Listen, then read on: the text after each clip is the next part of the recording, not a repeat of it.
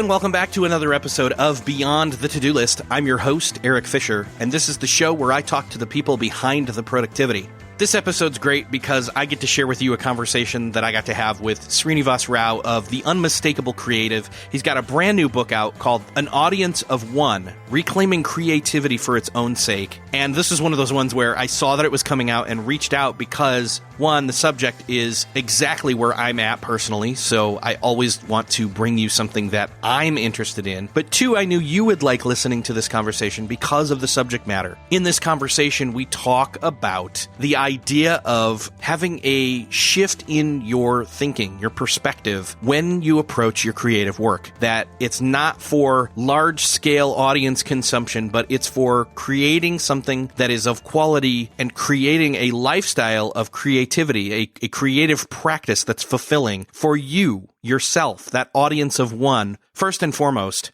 But that if something were to come of that, which oftentimes is the case when someone is doing or approaching creativity or creative work from that perspective, great things can happen, and often do. This book is also, in a lot of ways, an antidote to that problem of when you get involved with doing something creatively that is, when you get involved with doing something creative that you're passionate about, but you don't want to get tired of that work or treat that creative work as, quote, work that you have to do and feel, under the deadline or under the gun or oppressed by, because it's what you now make your living off of. This creative practice of having a fulfilling creative lifestyle is a lot of the antidote to letting that happen. So I know that this is a conversation that a lot of people need to hear, and maybe as you're listening to it, think of somebody that you could share this conversation with and maybe share it with them after you've heard it. Enjoy this conversation with Srinivas Rao.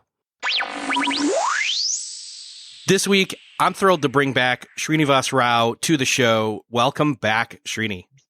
Thanks so much for having me back, Eric. It's always a pleasure to talk to you. I really enjoyed our last conversation, so it is cool to be here for round two. Yeah, so did I. And I think of all the people out there that I still have, confession, a little bit of envy of, it's you do an amazing show and you're doing something that I aspire to. And so, like, even for example, I see you do an Instagram post where you're like, I'm upping my game, and you're taking a picture of the what's it called? The title's escaping me, but it's it's all about how to interview better.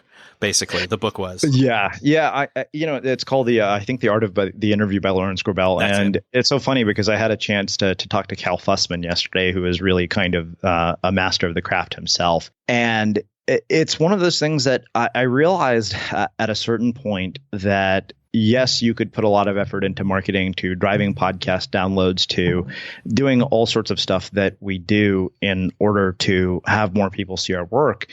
And I also realized that you could put that same effort into becoming really good at what you do. And as somebody who has grown probably much more slowly than the average person, despite the fact that I've had a much bigger head start than most people, I realized that I am more of a creator and less of a marketer, and that my true strength and my gifts lie in my ability to get better at this rather than becoming a better marketer. Now, I'm not saying that you should completely ignore promoting your work. I think that has to happen, and eventually it will be revealed for what it is. So let's say you have something go viral or something gets millions of downloads, but people feel that you've pulled a bait and switch on them because what they have experienced doesn't match up to the expectation that you've set with them. So we've had posts that go viral. We had this one piece titled 5 Things I Had to Give Up to Be Successful, which is super clickbaity in terms of headlines. But my content strategist said, he's like, this is like the ultimate bait and switch, because he said it's a bait and switch in which they're expecting clickbait, and instead they get this like 3,000 word diatribe of every detail of the things you had to give up. And it's interesting because we live in a world where we are more and more being conditioned to pay attention to things that don't require sustained attention and require short attention spans. And I think it's really funny because if you try to pitch an article to a major media outlet, for example, Business Insider, and I'll happily call them out, they're very particular about the fact that they want clickbait. I remember there was a piece that somebody wrote titled 30 Things I've Learned from 30 Years, very similar to my sort of annual birthday post. Mm-hmm. Mine was like probably the equivalent of a book. It could have been turned into a book. This person wrote 39 sentences, and they actually are 30 sentences, one sentence each, and they took that and posted it. And that's a commentary in my mind of what we've started to value as a consumers of media, but more important, when creators are at the point where that is the way they're driving people. I think that to value a short-term connection with a person who is in your audience as opposed to a long-term sort of sustained connection with somebody, it might work. It might drive advertisers. It might drive eyeballs. But the thing is that I'm not interested in having somebody pay attention to what I'm doing temporarily. I want them to be affected by my work for a very long time, ideally to stay with what I've built for a long time. Totally. And you're hinting at some of the so good they can't ignore you stuff from Cal Newport, as well as some of the stuff that Ryan Holiday talks about in his latest perennial seller, which is basically stop figuring out how to get people to see your stuff and make better stuff that people that do see it can't help but share. Yeah, I think that we really don't place nearly enough emphasis on process, and we place so much emphasis on product and the external results of a product, which is it's hard not to have that be an important part of what you do. But we put a lot of effort on all of the ancillary things that surround our creative work. And the funny thing is, if you look at people like Ryan Holiday and you look at people like Cal Newport, the results kind of speak for themselves. Yeah, it's funny because I was literally just talking to Cal an episode or two ago. I mean, I basically said to him, look, you don't use social to push your stuff. You just create great work and it becomes bestseller because of that. There, I think, is kind of where you're going in your new book, which is cool because, again, you're one of those people where I'm like, hey, I want to talk to them whenever they do their next thing, no matter what it is, because of the high quality and caliber of the work that you're doing, which is ironic because of what it is that you've next done. In fact, I had my own hardcover copy before you did. Yeah. Yeah, that was really funny. I remember seeing that on Instagram. And I remember sending my editor an email. I said, how is it that people who are not me have this book and I don't? So let's get into this a little bit. Let's basically, again, this is one of those, hey, I'm pitching a book, but not pitching a book conversations, which is a little ironic as well for the subject matter that it is, because it's called An Audience of One, Reclaiming Creativity for Its Own Sake. And there's the rub. It's like, once we get into what the subject matter of the book is, it's kind of ironic that we're here talking about it to make people aware of it. In other words, marketing. But it's kind of a necessary evil in some senses. But at the same time, like we just said, you create that great work for yourself, for that audience of one. And it's a little ironic, again, now that you have to kind of say, okay, it was for an audience of one when I made it for me, but now it's an audience of consumer. Hey, you buy this thing, please. Yeah, totally. There's no question that it is for a consumer at a certain point, right? You don't write this thing to hope that it lingers in obscurity and exists in a vacuum. Of course, I want it to reach a lot of people. Of course, I want people to buy it and I want people to be affected by it. But the thing that I think is really difficult about this is that there's a certain point in the process. By the time the ink dries on the page, by the time the publisher submits this thing to production, and by the time it ends up on somebody's doorstep, my role in this process is somewhat over. Obviously I can come in, I can have conversations like this one with you, but it's really hard not to get attached to the results of something that you've put 2 years of your life into. I would be lying to you if I said that it doesn't matter to me at all how this book does.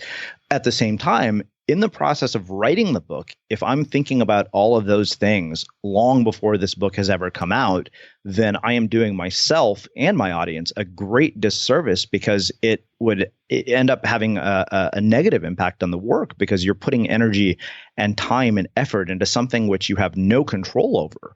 And I think that we do that a lot. One of the things that is really interesting that I heard Ryan Holiday say, because we do these best of episodes every Friday where we take something from our archives. And in this case, what we've been doing for the sake of promoting the book is by airing interviews with people who appear in the book. But one of the things that really struck me about what Ryan said is that he actually never talks about a book until it's finished. And that really kind of blew my mind, because that means that everything that Ryan does is basically focused on producing the best product that he can produce. And that means that your focus is on the process, not the results that may or may not come. And for him in particular, it's interesting because he's written books that always have a long tail. His second book, Obstacle is the Way, it wasn't successful until 2 or 3 years after it came out. A lot of people don't know that. It was 300,000 copies after that. You look at somebody like Dani Shapiro, who has just got a lyric gift with words. The way she writes sounds more like music. And, it was her third book that put her on the map. And so I don't think that people realize that it's not this one sort of moment in the spotlight that really drives you. And not only that, I think that everybody who's ever done this will tell you that probably the most empty feeling, the most hollow feeling is that moment when you hold the book in your hand for the first time, partially because it's done. Suddenly there's a sort of postpartum depression almost that you go through. But it's not the work itself, but what the work represents that is so much more meaningful to somebody who gets to do it. When you hold this thing in your hands, it's not, hey, wow, what a beautiful book cover, or how cool is it that there's a penguin on the spine, but rather, wow, this represents countless hours sitting in a room, overcoming resistance and having these days of inspiration and days in which you're seeking to figure out how to get to whatever it is that you're wanting to say. And that is the biggest part of the process. And if you don't enjoy that, and if all you're willing to do is endure that in order for the moment in the spotlight, you do yourself a great disservice, because the moment in the spotlight, the moment in which I get to talk to you about this, is one really small fraction of this entire process. Often will ask me, what are you going to do the day the book comes out? Somebody asked me that on the day my last book came out. And I said, well, I'm going to go to the place that I surf, and I'm going to get in the water and I'm going to surf, and I'm going to wake up and I'm going to write 1,000 words, because that's what I do every morning. This isn't about just one book. It isn't about one blog post. I think that ultimately it has to be about a love for the work, because if you don't love the work, it's so hard. It's not an easy thing to do, to build a creative career, a career in the arts. I think Jeff Goins did a wonderful job dispelling the myth of the starving artist and the fact that you can in fact make a living doing your creative work. But that doesn't absolve you from the fact that you, one, have to work really hard. Two, you have to endure the uncertainty. And three, the challenge is that you really don't know how your work is going to be received, and you can't do your work in constant need of validation from an audience. Often, as a creator, we get a little bit hesitant, or, different words like that. Fill in the word for you that, oh no, if I continue to do this creative work and have the pressure of it being my thing that I gain my income from, that at some point the work is going to turn sour, or I will turn sour on the work, I should say, because of that pressure on the work. And your book is, in fact, for me, pretty much the antidote to that. It's all about flipping it into a different perspective of doing the creative work for yourself first, and then how you go about ordering that new lifestyle, that new perspective where you're creating for yourself, and then you move forward. And, oh yeah, because you're doing it for an audience of one. And that's not to say that you wouldn't have like friends or trusted allies critique it every once in a while, and we can go there later. But yeah. Really, you're not creating for a mass audience. You're creating for the sake of the quality work first. If something happens to come along and be worthy of sharing, great. But what's hard for people is this seems like a contradiction to productivity. It seems like creating in private is a poor use of your time, because you should be creating mass quantities consistently for someone else to see it, so that it has at least one use or multiple uses for like a podcast, a book, a blog post, etc. And that's not the right approach. Yeah, I think the really interesting thing about this is that if you look at the research, and this has been done by other people, and I want to give them credit. So Adam Grant, in his book, Originals, actually talked about this. He said, if you look consistently across people who produce high quality creative work, the one common pattern is that they produce a high volume of creative work. James Clear actually said this, he summarized it beautifully, so much so that I actually turned that little nugget into an article for Fast Company, where he said, professionals create on a schedule, amateurs create when they feel like it. And that's why I abide by this habit of 1,000 words a day. And I've literally seen this pattern consistently across every prolific creator that I know. Ben Hardy, my friend who's the #1 writer on Medium, twice a week there's something on Medium from Ben Hardy. Ryan Holiday writes one book every year. That's creating on a schedule. Dani Shapiro, who's an incredible writer, 5 days a week. And I think that you really, really do have a lot more power when you create on a schedule. The thing that's nice about this idea of doing your work in private without this constant need for validation, this constant need that the work has to meet some standard that you have absolutely no control over, is that it actually liberates you. There's a strange paradox, right? When you're not doing your work in service of an audience, you're ironically much more likely to resonate with them, because when we do our work primarily in service of, an audience, or more importantly, primarily in need for validation, not necessarily in service of an audience, because I think inevitably you do serve an audience when your creative work interacts with the world. But if your entire drive is to be validated by those people in some form or another, you're already hosed out of the gate, because you're going to change your work. You're going to change what it is that you want to say. And as a result, you have a much less authentic form of self-expression.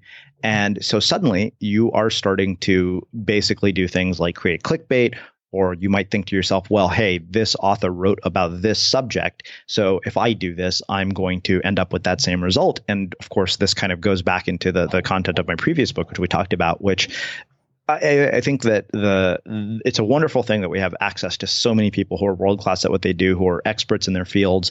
But the downside to that is that a lot of these people who have big platforms have not only been placed on pedestals, but people take a look at their work and they say, okay, you know what, this is the formula for success. Like if I follow this guy's whatever method for blogging, I will end up with his results. Or I think that there are, podcasting courses in which somebody says, okay, well, this guy started a podcast and he did it this way, and if I do it exactly this way, I'm going to get the same results. But what you don't see is the fact that, well, yeah, that worked for that person because he's that person and it's aligned to his unique strengths. So when people don't do that, what you end up having is effectively what is an echo chamber. And so you end up losing a lot of authenticity because of that. And I think that the work actually suffers. And I think the thing that has always been a real driver of how I do what I do at Unmistakable Creative is that I've never been interested in following tactics. I choose guests based on what it is that I'm genuinely curious about. I think that part of the reason that we have such a diverse guest roster is the fact that I've never limited myself to, oh, well, if I interview this big famous person and they'll lead to a lot of downloads. Truth be told, our most popular guests are the people that most people have never heard of. And I've said no to some really well-known people who everybody who's listening to this probably have heard of. Still, first and foremost, you're trying to make a program, a piece of art that if you listened to it, you would be like, "Ooh, I want to subscribe to this." Yeah, absolutely. I mean, there's no question about that. I think I've said before, you create stuff that you would want to consume. So this whole listening theme, really got me, and I kind of need to go through it all over again in the book, which is why, again, I'm saying, I read through the whole book and loved it, but I need to reread it. I need to listen to the book again, basically. Well, I mean, I'm glad that you got through it really quickly. That to me is a good sign. The fact that you want to read it again makes me even happier. Again, going back to the Jeff Goins book, you can make a living. But then when we start moving into that trap of monetizing every moment of our output, again, I love that this is an antidote to that, where it's not about the monetization up front. It can be later, but again, that's not the perspective from the starting point. It's all about the process. Yeah, and I think that throughout history, this turns out to be true. Now, it's interesting to talk about monetization and the ability to be successful with your creative work, because I think that what people often think is that, oh, if I'm successful with my creative work, I'm going to get to have this moment in the spotlight. I'm going to get to be on some list, or I'm going to get to be on a podcast that is listened to by thousands of people. The thing that I realized, and it's taken me 10 years to come to this realization, is that when you're successful with your creative work, what you really get from that is the opportunity to keep doing that work. That to me is the ultimate reward. If you're commercially successful with your creative work, you get to keep playing what Seth Godin refers to as the infinite game, because it is an infinite game. It's a game that you don't play to win per se, but you play to play. Somebody asked me a while back what was my goal with writing books, and I said, well, and most people who write books say, well, my goal is to use the book to launch it 20 other things. And don't get me wrong, I like the fact that I get to do public speaking engagements because of the fact that I've written books, but that's not the primary goal either. One of my primary goals with writing books, especially if I want them when they're commercially successful, is that I get the opportunity to write more books. That to me is really the reward, because as we were talking about, I think that I really value the process. I really do. My favorite part of the day is from 6 a.m. to 8 a.m. when I'm sitting quietly in a room reading and writing. That is, to me, it's therapeutic. It's healing. I find that is one of the best parts of my day. And whether somebody is paying me to write books or not, that is something that I'll be doing for the rest of my life. Yeah, that goes back to that whole, it's a phrase that's been kicked around a lot, especially when, you get caught up in the entrepreneurial echo chamber where it's find something that you'd be willing to do for free and then figure out a way for people to pay you for it. Or something along those lines. And that's fine, but it still feels like there's that tacked on piece of find a way for people to pay you for doing it. When I think that again gets misconstrued into figure out a way to sell thousands and thousands and thousands of copies of it instead of being content to even just be a blue collar author or podcaster in the sense that there are levels, which again, that's a whole other thing. Yeah, there's no question about it. If you're not finding contentment, and I think that is one of the sort of great disservices that we as a group of creators and entrepreneurs, particularly in the circles that you and I run in, have actually done to people, is that we have, in a lot of ways, and I think that I'm as guilty of this as anybody, given the nature of the people that I talk to, we've perpetuated this mantra that this is only worth doing if it leads to 1 million fans or followers or thousands of book sales or whatever it is. In a lot of ways, and I wrote about this, I said what we've effectively done is we have simply replaced one definition of success, which is societally approved, with another definition of success that is approved by this little ecosystem of, misfits and instigators and entrepreneurs and digital nomads. We've created all we've done really is we've just replaced that society version of success with this version of success. And I think that as a result, we've actually contributed to our own unhappiness in a lot of ways. I think that we've planted seeds of dissatisfaction where there previously weren't any. And don't get me wrong, I think that a lot of people who do this work have done wonderful things. They've made wonderful contributions. My life has changed in immeasurable ways because of a lot of the ideas that I have been exposed to. And at the same time, I am very cognizant of the fact that, wait a minute, are we really planting seeds of potential dissatisfaction? I had a listener who emailed me once, and I never forgot this, who said, I want to tell you thank you for the podcast, but I have to stop listening. These stories are actually making me really unhappy. And he told me why. He said, because when I listen to these people who are incredible and amazing, what happens is my tendency to compare is triggered, and I actually feel worse about my life. And the funny thing is that I think that, and you could probably relate to this as an interviewer, when that becomes the filter through which you see the world, and that becomes your reference group by which you judge success, that really is a skewed perspective. One of my mentors told me, he said, it's got to be hard. He said, because you suddenly have gone from my version of success is no longer, hey, I got a college degree from a fantastic university. I got a graduate degree. Now success is basically measured through the lens of the people that you interview, and they're outliers. So you're basing your entire reality on a group of outliers. And that becomes the expectation. And of course, when you have expectations, those real expectations really, as Seth Godin said, are the killer of joy. Well, when it comes down to it, what is your measure of success? I mean, I know you want this book to sell, but really, what's the more important or most important piece here for you? Well, I think there are two things I think that really matter to me. One is that I have created something that I'm proud of and would happily sign with pride and put my signature on. I think that's a big one.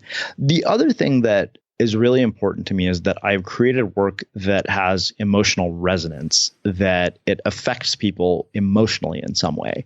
Mainly because I think that if you can affect somebody emotionally, you can drive them to action. Whereas if all you do is give somebody information, that's a very different approach to how you tell stories. So the funny thing is that if you were to try to say, okay, these are the tactical pieces of advice from an unmistakable creative interview, and you asked 10 people what they were, you'd get 10 very different responses from people. And that's by design, because I want to give people a compass, not a map. I want them to get to destinations they've never been to before, not just to get to destinations that other people have arrived at. And so the nature of what we do is we tell stories that are emotionally resonant, that lead to outcomes that you can't necessarily mold or predict. So I'll give you some examples. what I love, I think the most rewarding thing about building Unmistakable Creative has been to see the sort of unexpected ways and unexpected outcomes in the ways that people use our content. So, for example, we have parents who homeschool their children using the content of Unmistakable Creative. We have professors who assign interviews as part of their curriculum. We have therapists who counsel their patients using content from Unmistakable Creative. We have coaches who share it as part of their own coaching practice. And that to me is really rewarding, because you can't, those are the kinds of things where you have a sort of immeasurable ROI. It's what I call the infinite value of things that can't be measured. So that's the, high level. That's the current level of, hey, this thing that you took a long time on and, you held in your hand and you're like, it represents a lot of different things. But what then does success for you look like, say, on a daily basis? Is it that you've gotten that 6 to 8 a.m. time slot in, or is it a great wave that you've ridden, or, how does that look like? Because again, that's really what going back to that audience of one looks like in terms of, rhythms and rituals and routines and totally true success, Yeah, I think that you've hit the nail on the head with some of it. Absolutely. If I've honored the commitment that I've made to write 1,000 words, I've checked off one of the boxes of what success looks like. Absolutely, without a doubt. If I have a good surf day, that checks off a box. If I get to spend a day on a mountain, if I get to spend time with close friends, all of those things actually have a big impact in terms of the boxes they check off for success. I think that you really do have to come up with your own definition. I was thinking about this the other day. We arbitrarily assign numbers to the things that we want to accomplish, particularly when it comes to a goal like income. And I'd never actually done this. I never thought about, okay, what are the things that I want to spend money on, and how much do I need for all of those things? And I've been meaning to do this. This is an exercise that I'm going to go and do probably within the next day or two, is literally make a list of the things that I definitely know I want to spend money on. For example, I know that I want to spend money on travel. I know that I want to always have a season pass for a ski resort because of the fact that I snowboard. And so once you have a sense for, okay, what is this going to cost me? I think that answers a lot of questions as to what your priorities should be. And priorities are another thing we can talk about. I think that it was so interesting. I heard this interview with Laura Vanderkam the other day where she was saying that, the things that you say you don't have time for are really just not a priority. You think about it this way. You have friendships, right? And the people who are close to their friends, they don't say that they don't have time for a conversation, but the people who you hear from once in 6 months, you're kind of thinking to yourself, well, okay, if all you have is once in 6 or 7 months to be able to talk to me, that tells me that it's not a matter of time. It's a matter of the fact that this friendship is not a priority. People always ask you, how do you find the time to read or write? And I said, well, it's a huge priority for me. So I find the time. I think that when something is a priority, the time somehow magically just makes itself appear. Yeah, you subconsciously are seeking to make the time for it. It's less of a, lift the hammer and break, hammer down on your calendar. Okay, I've got to carve out specific times, although sometimes it can be that way to start with, if you've been off course with certain habits, or, cause I can think of friends that I'm just like, dang it, I have let that relationship linger, and it is on that once in 6 months kind of a rotation, and it really shouldn't be. It should be more like, once a month at minimum.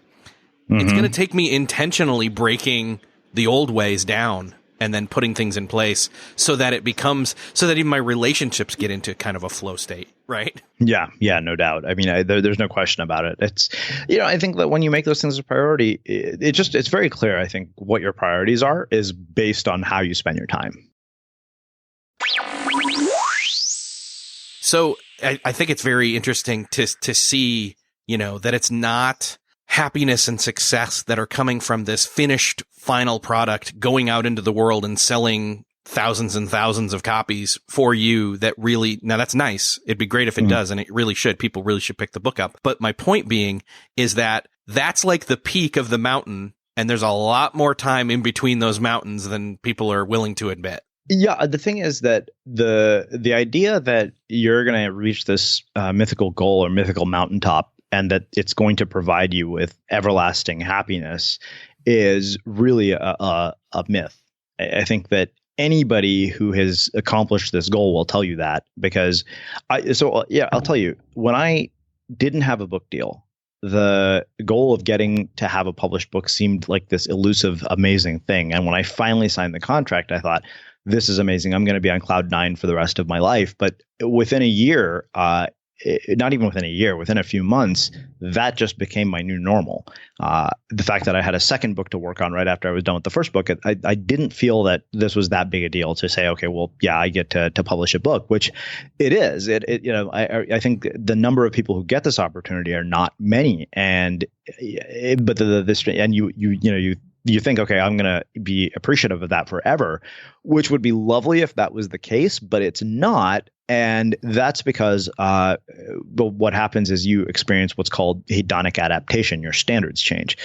That becomes new. So suddenly what happens is that people, before I got the book deal, basically my peer group and the people that I was comparing against, because we do compare no matter how you slice it, like it's just a natural tendency, were other people who didn't have book deals. Now I was no longer a person who didn't have a book deal. So my new reference group is all people who are published authors. And the pinnacle of success is not get the deal. It's, New York Times bestseller, or thousands of copies, or whatever it is that becomes a success. And that's a really hard thing to keep wrestling with, because the goalpost keeps changing. I don't think that there is a point at which you say, okay, you know what, I've accomplished this goal, and now that I've accomplished this goal, I'm going to be happy forever. So that is why I think it's really important that you find a sustained sense of happiness. I think that's why when we have a process that we depend on, something that we can come to every day, a practice, that provides you with a sustained sense of happiness far more than the achievement itself. Yes, exactly. And again, I think that is, again, hinting at why I kind of call your book that antidote to this, I don't know, plague. Well, to the illness of thinking that, again, you have to go by everybody else's definition of success or new normal, when in fact the new normal really needs to be that you're content and happy with the work that you're doing consistently on a daily basis, especially when it's not necessarily something that's coming to fruition as a mountaintop experience. And again, this is where I think a lot of people need to hit pause and say, you know what? I need to cultivate a creative lifestyle or habit or whatever you want to call it for my own life that does not predicate on being dictated by outside sources. Yeah, absolutely. I think that to me is the key to unlock a lot of things, right? Because you get to create in volume, you get to find joy in what you do.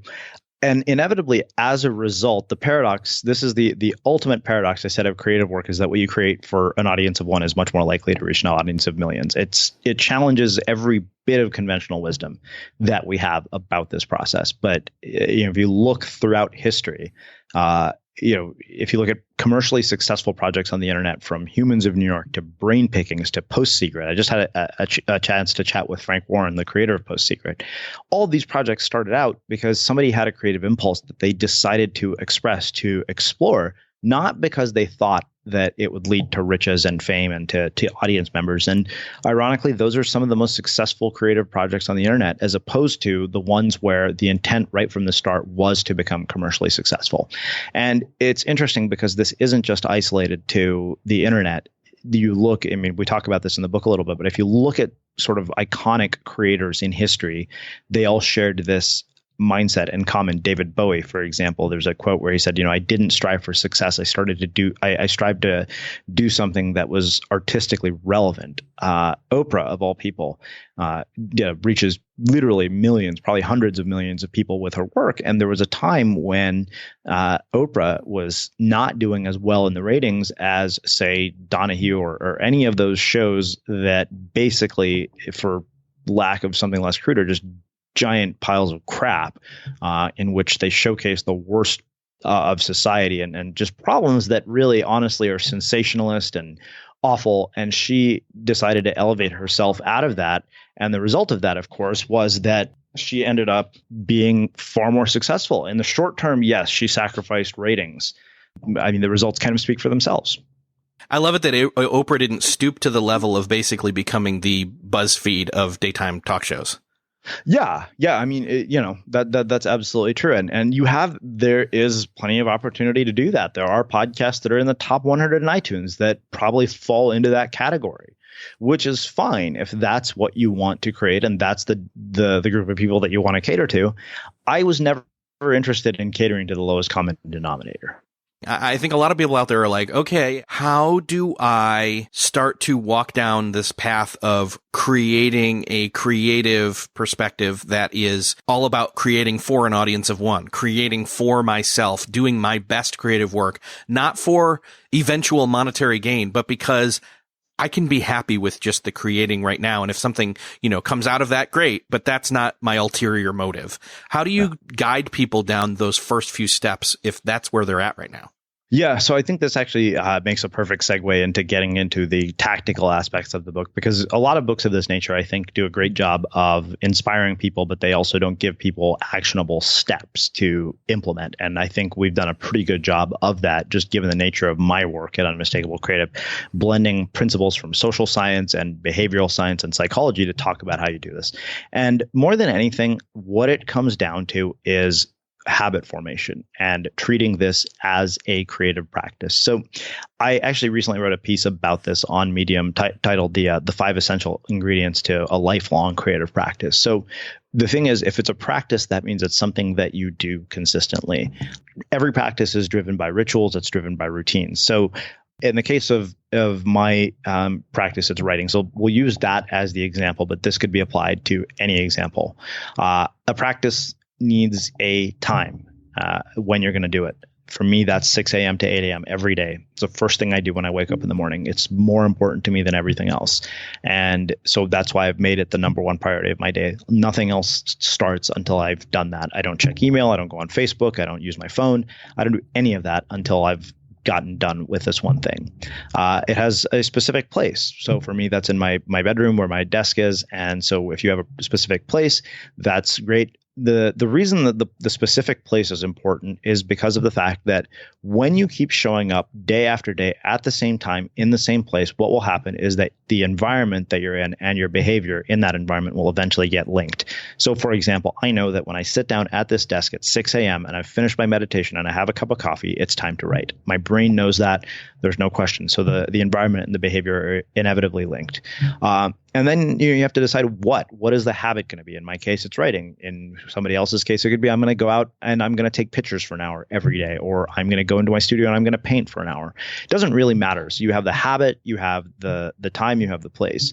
And then I think the thing is that you also want to find a way to measure it. And the reason I say you want to find a way to measure it is because visible progress is a really big motivator. Now, measure it doesn't mean, how many people are giving me likes on Instagram or how many people are reading this, but measure it in a way that you can control. So for example, I use 1,000 words. So I know for a fact that, okay, if I did this, it was a success. And the other reason that measuring it with something like that's clear is that, when you do that, because of the fact that it's clear, there's no question as to whether you've hit the goal or not.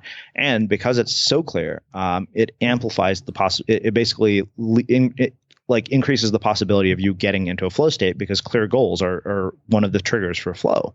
And then I think that really it's about coming back every day. It's about showing up and saying, okay, I'm going to do this thing and I'm going to, because this is important. So that really has to do with, kickstarting it. That's more than anything, I think if nobody took anything else away from this other than this one first kind of starting tactic, which is by no means something that's easy. This is, how long did it, you probably wrestled with this. You still wrestle with this occasionally, I'm sure. Yeah, I do, man. Like, look, that's life. I wish I could tell you that I wake up every day and I'm totally inspired and everything goes so perfect, which would be nonsense. I have had days. I have days that I miss. I have days when I don't hit the word count. I have days that get derailed by something in my personal life. It's not an easy thing to do. I'm not saying that, you do this and just magic happens. It's work. It really is. And so that's why one of the things I recommend people do is they start small, rather than trying to make these grand gestures and sweeping changes or massive changes. You start small. So for example, I tell people to start with the smallest possible thing they can do. If you, for example, want to develop a daily writing habit, don't even commit to writing every day. Commit to opening up your notebook every day. Because if you do that, once you've done that for enough days in a row, what will happen is your brain will say, well, now I'm sitting down to do this. I might as well just write. set up one trigger and then you add on. It's okay, trigger 1, trigger 2, and so on. Exactly. Yeah, exactly. That's good. That's good. I mean, I would guess that, you're probably at about a 90+% rate where you miss, but you show back up. In other words, that's the key. Yeah, totally. I mean, even with, with the Calm meditation app, sometimes, I remember looking at it, I was like, oh, like I was in Jamaica for a wedding and, we're getting drunk the night before, so I wasn't really thinking about meditating when I woke up in the morning, and I missed 2 days and I broke my streak. But I think the funny thing is, James Clear said this as well. He said, there's no evidence that shows that if you miss a single day, it will impact your ability to maintain a habit long term.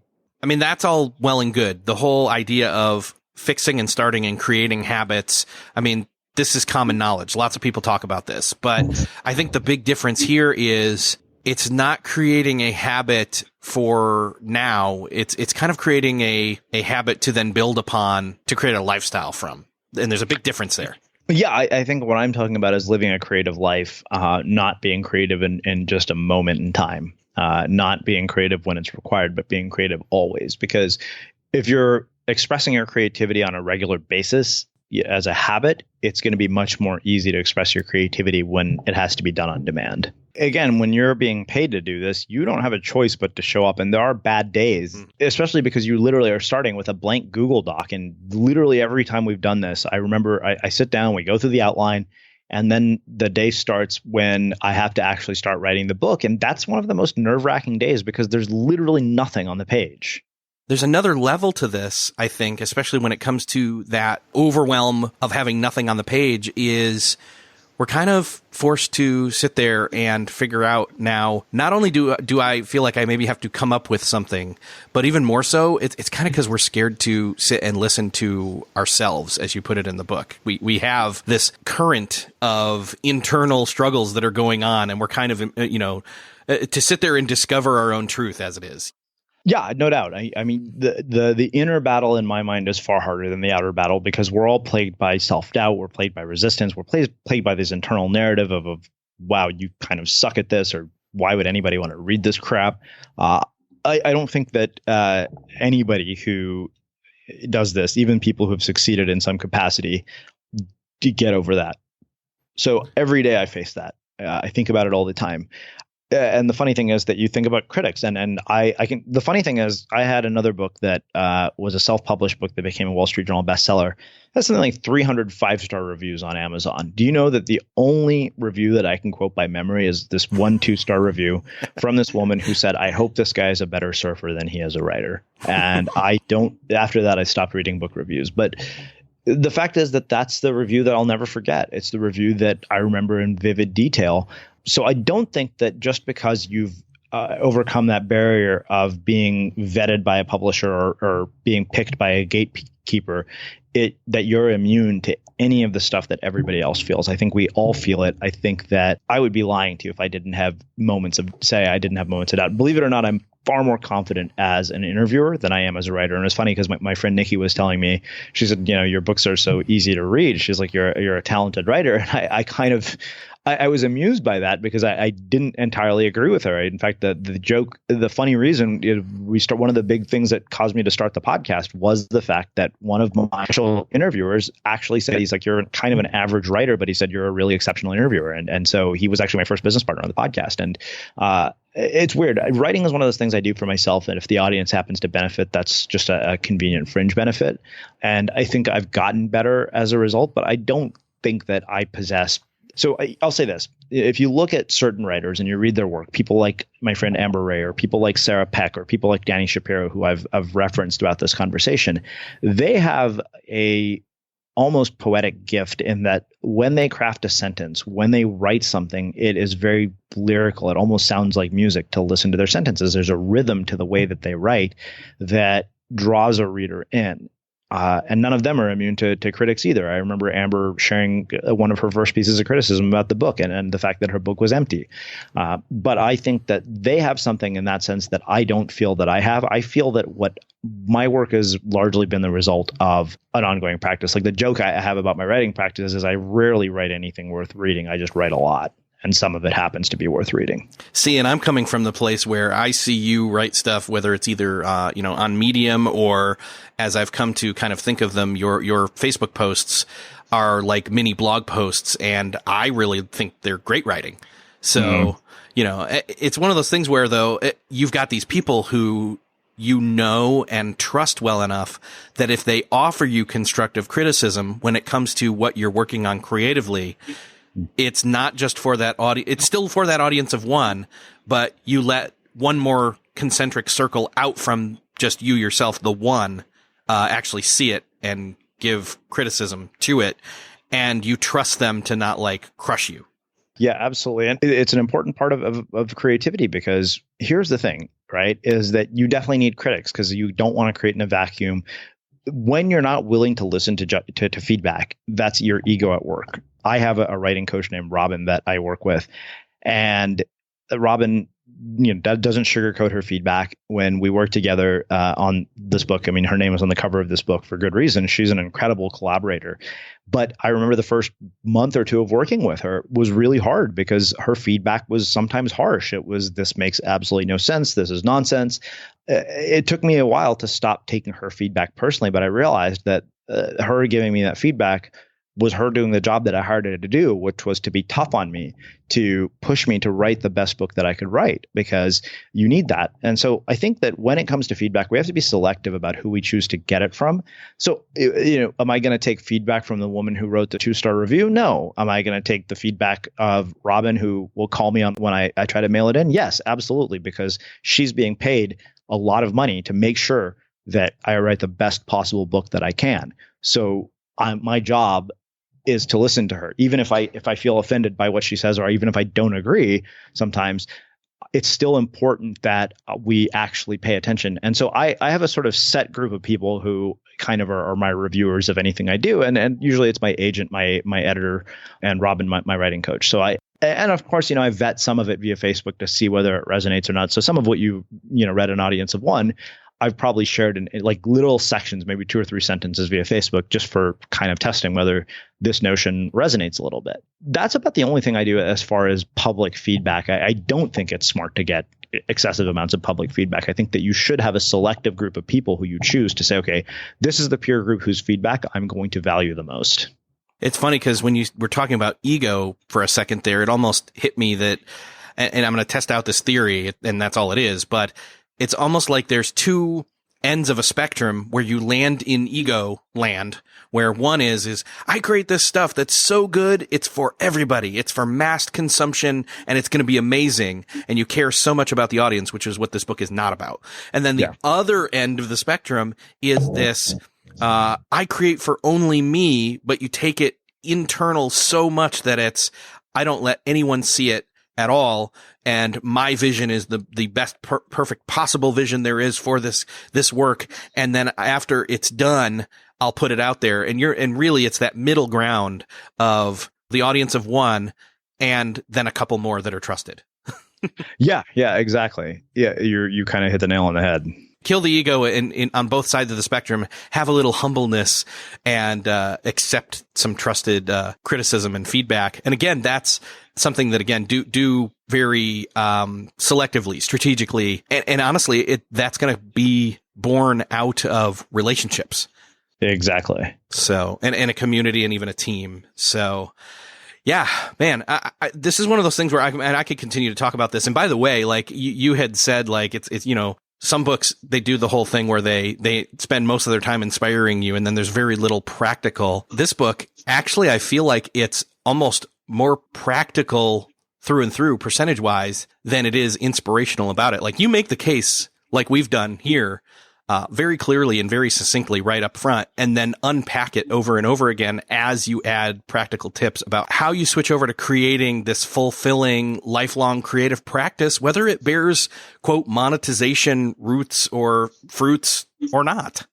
Yeah, absolutely. I mean, it's just that whole, Bhagavad Gita, the saying, you're entitled, you're not entitled to the fruits of your labor, but you're entitled to your labor. This is the kind of thing that where people who are, who want to have a deeper productivity to their lives, especially when it comes to creative output, which again, I think most people really are hungering to have in their lives. They just won't accept that it's possible or dare to go there. Again, like the guy that was who said he had to stop listening to your show. It kind of dares you. It says, look, these people are doing things that are possible, and it's possible for you too. But if you don't entertain that, like you're just not going to go there. But I think this book really does set it up as possible because we see you do it. Yeah, absolutely. Almost like hey, if he can do it, we can do it. Totally. So the book is coming out. By the time this drops, it's around for pre-order. It already is. I want people to go grab it. Is there any kind of bonuses or anything anywhere people should go? We put together some really cool pre-order bonuses. We put together a focus book and productivity guide that I've compiled some of the best ideas from unmistakable creative guests. You'll get a 12 rules for creativity illustrated poster PDF. But if you order 5 books, we'll actually send you a print. But yeah, tons of other stuff. Cool. Where should we send people? I mean, I know everybody's like anywhere books are sold, but yeah, pretty much. I mean, Amazon is one of the first places that probably comes to mind. And then the other thing I would say is the other place is unmistakablecreative.com/audience is where you can find more about the book and then the pre-order bonuses and everything else that we put together. Awesome. And I'll link everything up in the show notes so that people can find that as well as some of the books that we talked about in this conversation too. So, Srini, and as well as I'll link to your show because again, I shouldn't be naive and think that everybody's heard of your show. They really need to go listen to it. Like it amazes me. Like again, podcasts are one of those things where it's like people have listened to one and then they don't know about other ones. And, discovery in that realm is kind of still hit or miss, but I'll link up to that as well. Everybody should be listening to your show too. So awesome. Thanks for being here. This has been fun. I mean, I can't wait till at some point we can hang out in person again, but until then, digital's always nice. Yeah, absolutely. Well, thank you so much for having me and really appreciate it. So there's a number of takeaways from this episode, but I'm curious most as to what yours is. And you can go to the show notes for this episode at beyondthetodolist.com/234. There you'll find the comments section beneath the show notes, and you can leave a comment as to what your biggest takeaway was. But I really think the biggest takeaway for me is I need to solidify more of the pieces of my creative practice, specifically with getting into the flow state more, as well as creating collaboratively, because that's always a strength for me. I like to talk things out with people and work a little bit harder on things, pushing them beyond where I can take them just by myself. That's actually one of the things that I learned on a weekend where I went out of town with a couple guy friends and we sat down and we did a bunch of different work walking around town and coming up with brainstorming ideas, solidifying plans for different things. It was great. That would not be as big of an output for me, myself alone, but because I had collaborative creative effort put in there, it was a much more fruitful experience. And that's just one aspect of the creative lifestyle. I hope that you can see how I keep saying, like, this book is the antidote to some of the things that we've probably believed were true, but are wrong. Like that eventually the work that you do is going to be something that you hate doing, or that it has to make it big, or it's not worth doing, among many other things. So again, go to the show notes over at beyondthetodolist.com/234. Let me know what your biggest takeaway was. While you're there, again, think of that person that you know needs to hear this conversation and check out this book and Unmistakable Creative, the podcast, and share this with them. Share this episode with them. And thank you for listening. I hope that you enjoyed this conversation, and subscribe if you have not yet before. And with that, I will see you next episode.